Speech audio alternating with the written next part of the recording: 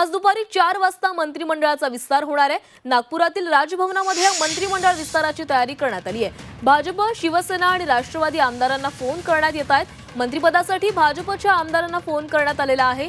शपथविधीसाठी शिवसेनेच्या 12 आमदारांना फोन केल्याची माहिती समोर आली आहे, तर राष्ट्रवादीच्या आमदारांनाही मंत्रिपदासाठी फोन करण्यात आलाय।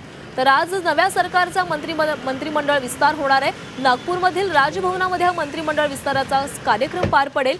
भाजप, शिवसेना आणि राष्ट्रवादीच्या आमदारांना या मंत्रिमंडळ विस्ताराच्या सोहळ्यासाठी फोन केले जात आहेत। मंत्रिपदासाठी भाजपच्या आमदारांना फोन करण्यात आलेले आहे, तर शपथविधीसाठी शिवसेनेच्या 12 आमदारांना फोन करण्यात आलेत। शिवसेनेचे 12 आमदार आज मंत्रिपदाची शपथ घेणार आहेत, तर राष्ट्रवादीच्या आमदारांनाही मंत्रिपदासाठी फोन केले जात आहेत।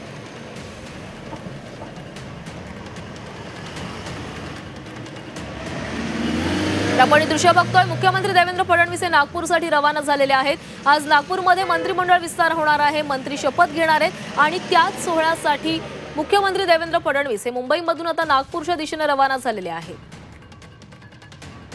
तर आज नागपूरमध्ये लगबग पाहायला मिळते। अनेक नेते मंडळी काल रात्रीच नागपूरमध्ये दाखल झालेले आहेत आणि आता मुख्यमंत्री देवेंद्र फडणवीस हे सुद्धा नागपूरच्या दिशेने रवाना झालेले आहेत। अवघ्या काही तासांमध्ये ते नागपूरमध्ये दाखल होतील।